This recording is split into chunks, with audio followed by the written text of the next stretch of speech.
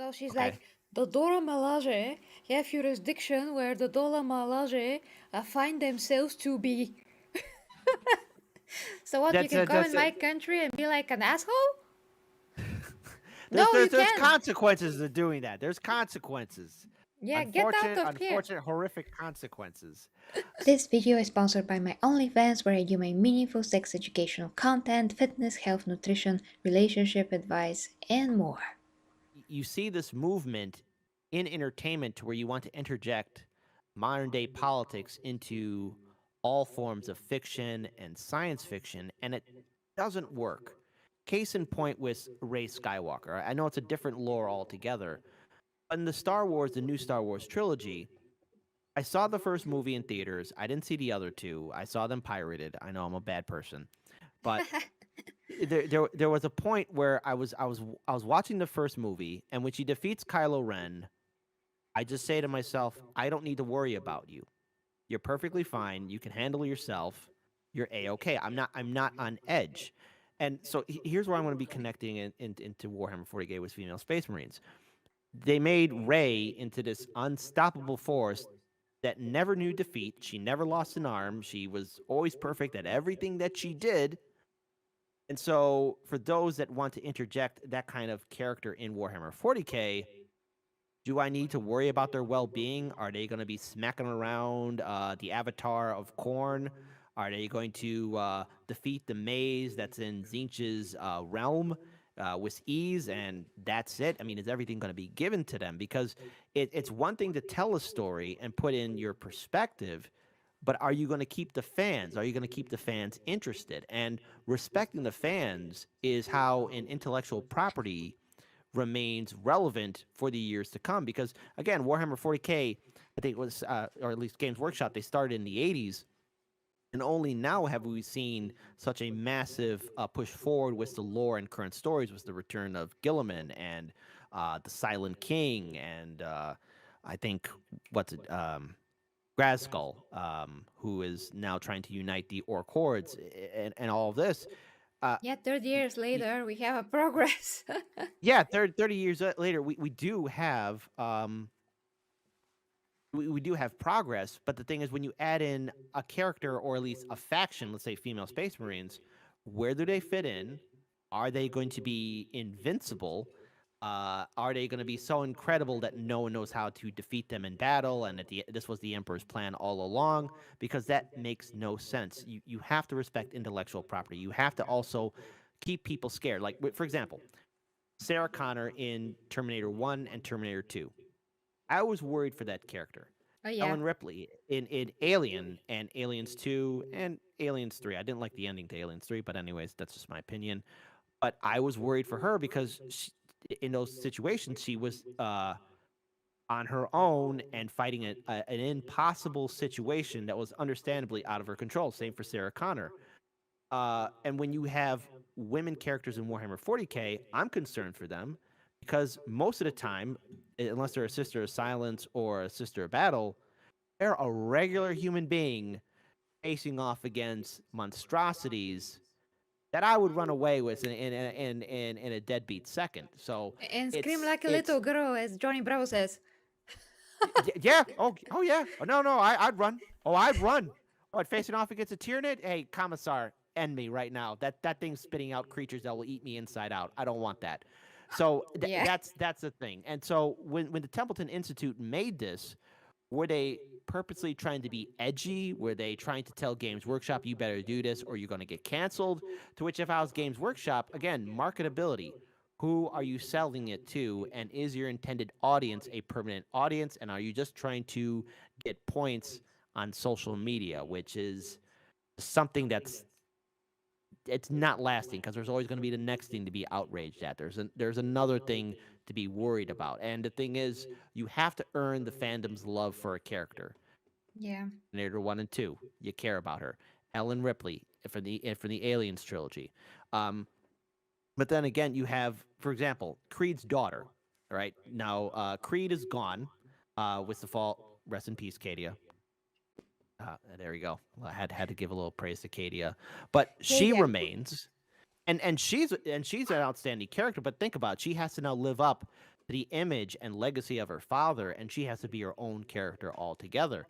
Like, I'm concerned for her, concerned for the future of what remains of the people from Cadia, and overall what she will do going forward, facing off against the unending enemies of the Imperium. I have to care about a character, and I have to care about where they stand.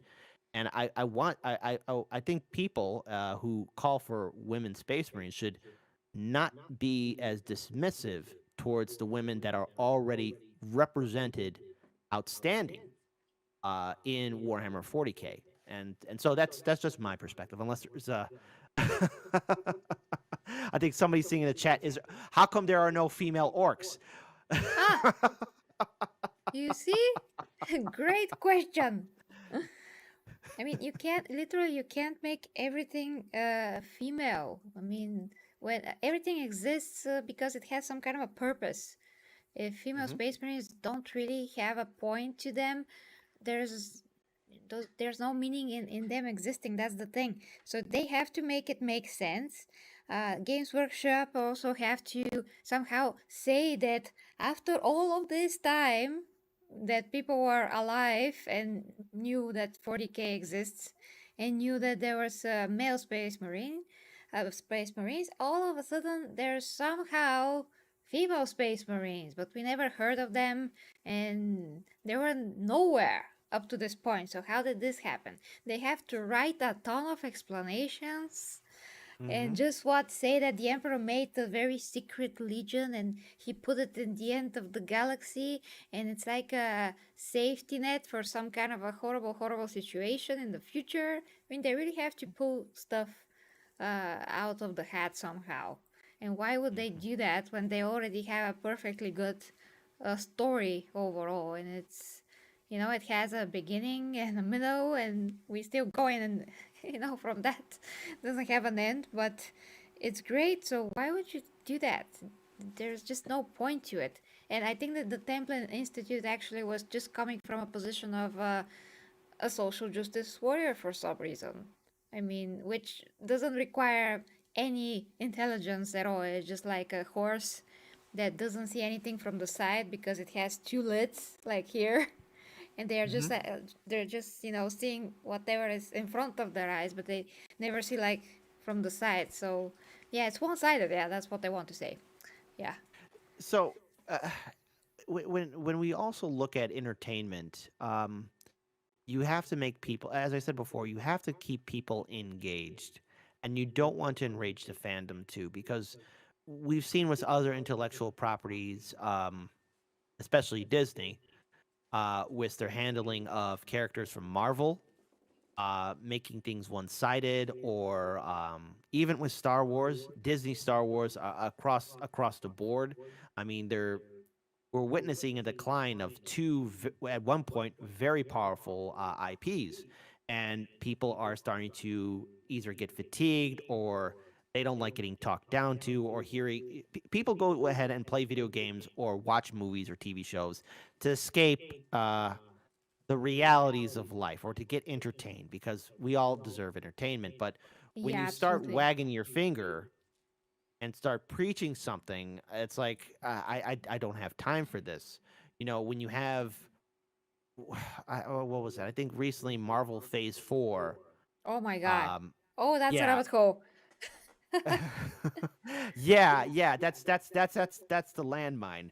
Marvel Phase 4. I think the only successful movie from that franchise was Spider-Man No Way Home, and that was Sony because it respected the fandom. But when you have Thor: Love and Thunder, where again they made Thor into a clown. Uh, Yeah, it, that's it, exactly what I was going to say. He was like a complete clown, total disrespect to his character and basically everything else that was going on. And at the end of it, I was like, "What was this? And mhm. why it? Why? It just why?" Now, now, don't get me wrong. I mean, like, I do like to see equality. I am impressed when you see a woman character face an impossible situation, or overcome a a obstacle that will challenge them. But I want to see it earned. And I think in current writing right now, what we're seeing is actually a disrespect to women, and Yeah. that is it's being handed to them. Like again, there's a difference between men and women, and that is I can't see how a woman be weighing let's an average guy will weighs what 150 pounds, 200 sometimes here or there depending on their shape. And if they go to the gym and they work out, I can't see how one of these small women characters can just backflip a guy and throw him out the window and then that's it. You have to show that they're Yeah. that they're facing off against somebody that's maybe a lot stronger than them. You have to see the battle and the respect earned. Sarah Connor got that. Sarah Connor, yeah. Ellen Ripley, yeah. So, Yeah. but again, I'm not counting in the future movies because we're gonna pretend that they don't exist. But That's I hard. do but I do like to see representation, but I want to see it earned. Make me care. Make me understand. Why should I care about this character? You're telling me a story in my living room, or I'm playing a video game. I want to be concerned for their well-being, and I want to see them succeed. My favorite captain in Star Trek is Benjamin Sisko from Star Trek Deep Space Nine. And the reason why I could relate to him, yes, Benjamin Sisko is black and I'm Caucasian, but the reason why I liked him is because he seemed more human than Picard or Kirk. Sisko had a son. He lost his wife in a devastating battle at Wolf 359. And, you see him go through his journey.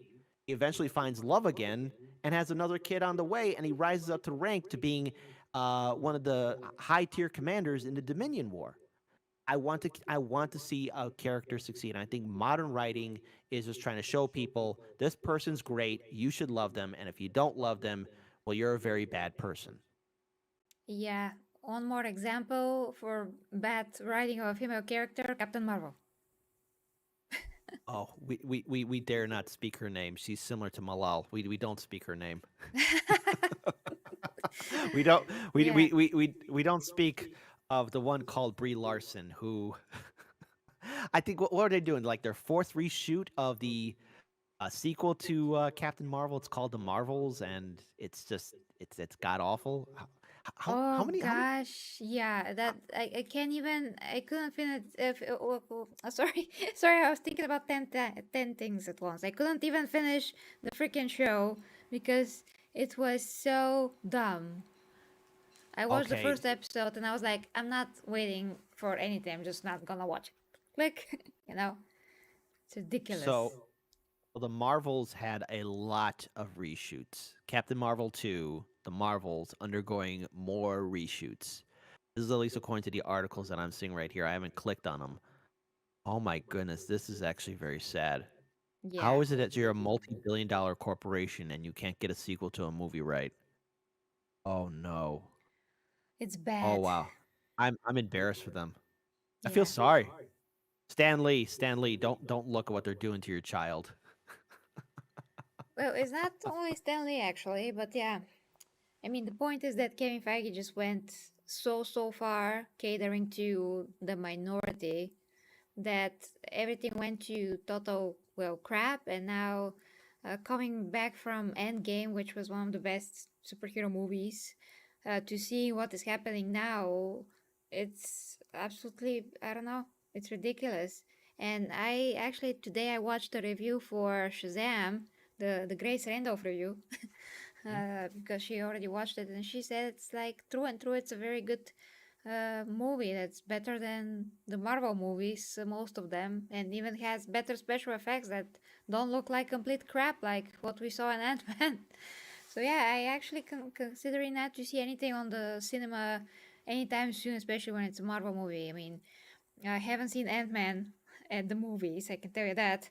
I haven't seen Wakanda Forever at the movies. I waited out, in good quality, and I totally don't Mhm. regret. It was a very time saving experience for me not to go to the movies and waste my time there. So yeah, I did see the first Black Panther movie, and I saw it twice. And my second time watching it, I was kind of like not focusing then on the characters, but I was more interested in the world. Like, okay, can you explain a little bit more about Wakanda? It's been isolated for years. Like, how is it? that a human empire just didn't engage with anyone. I like to read the histories of like fallen empires and the history of empires in the past. Like there's the Fall of Civilization podcast. I love that YouTube channel, and they talk about the rise and fall of empires. And I was curious about that. Like, how is it that something like that exists? And then when I did see the reviews for Black Panther 2, and it's okay. It's an interesting story. I wish they should have recasted. That's my opinion. They should have just recasted and Yeah. not gone in the direction. But that's water under the bridge. The ink is already dry. So who cares about my opinion? My opinion is invalid at this point. But it's more of you got to respect the property, the IP, because if people are being lectured to, especially the way Phase Four was doing that, then you will get a quick um, pushback from the consumer saying, "I don't want to watch it." And Disney Plus Marvel movie or Disney Plus Marvel TV shows are the exact same thing. I mean, they did what's it? Not Moon Knight, Yeah. and it wasn't even about Moon Knight. They did a show about Loki, and it wasn't even about Loki. Yeah. They did a show on Hawkeye, and it wasn't even about Hawkeye. It was Like about everyone else.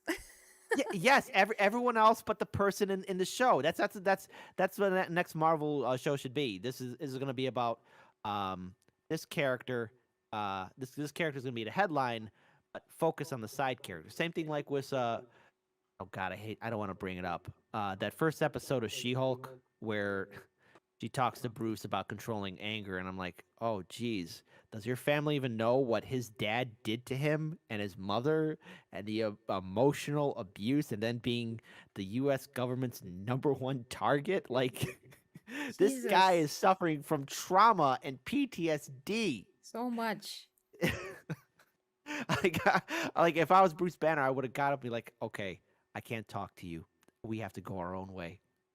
Yeah, and she did not control her anger while saying this, so it's kind of like defeating her own argument right then and there.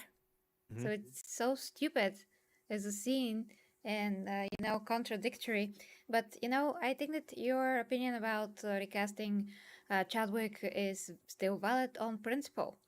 And I think the same, on principle, when something like this happen, there should always be like a priority about the character and the Hmm. movie series franchise, whatever it is.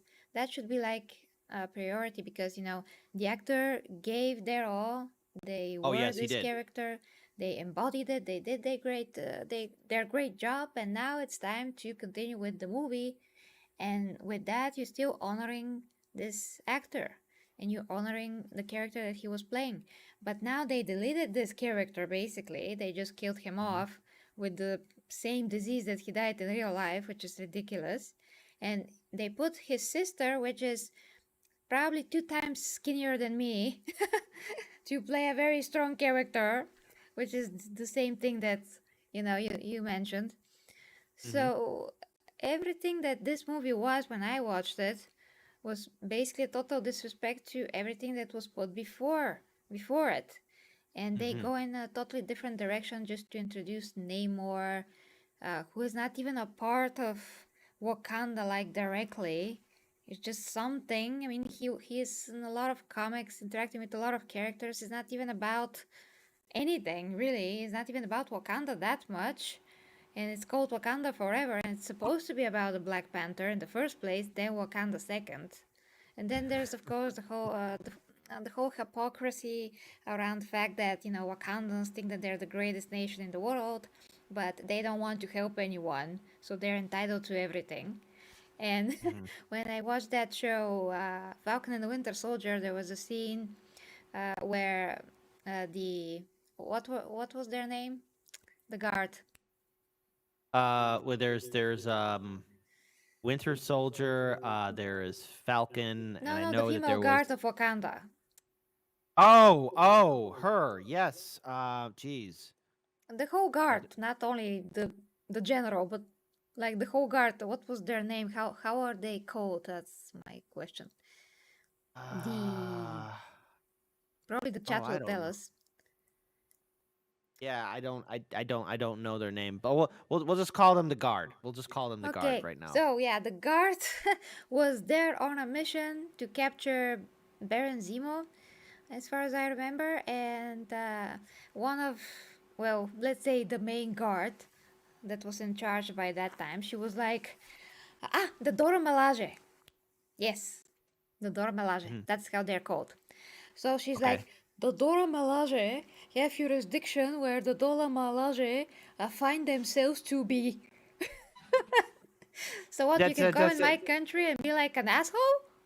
There's No, there's you there's can't. consequences to doing that. There's consequences. Yeah, get out Unfortunate, of here. unfortunate, horrific consequences. So it's good that you brought this up here too, because when we look at um even then, like interjecting things, like there's always a quote unquote lesson that's supposed to be learned. And my thoughts are, okay, if you're trying to teach a story, what is the overall end conclusion? And for most of Marvel Phase 4, they said it was about dealing with loss and pain. And I could say the loss and pain of having a coherent story, because they had an end at Endgame, or not Endgame, but yeah, it was Endgame, because there was Infinity War and then there was Endgame. Yeah, At Endgame, everything was wrapped up in a nice little package. And if I was Disney, I'd be like, okay, we got to the end. Let's let this thing rest for a little bit. Like you're cooking a nice steak dinner, let the meat rest. And then, I don't know, somewhere down the road, we do a little reboot. Different actors playing Tony Stark or Captain America or, Black Panther. Like all these characters, like eventually, like, because people are going to start growing older, people won't be able to be the spring chickens that they are. But the thing could literally crap out money. And going back to 40K, I mean, the whole idea of something like Warhammer 40K is, hey, it's got to sell those miniatures. That's the reason why we haven't seen the squats until they made their comeback as a different form. Stay around. Everything, if it's not popular with the consumer, well, they're going to get rid of it. And majority votes in a consumer IP, you have you have to appease your customer base. You just don't want to push them away. And Marvel is learning that lesson the hard way, as is Star Wars. I've heard from people saying that Andor is good. I haven't watched Andor, yeah, me and too. then there's talk of the Mandalorian, which I haven't had a chance to check out, or Bad Batch, because when I watched the new sequel trilogy, I'm like, this is the direction they're going. Because I'm somewhat familiar with Star Wars lore, but if that's what happened to the New Republic and it became this weak thing, then I'm not interested in any other stories that are connected to it. You got make me care Yeah. again.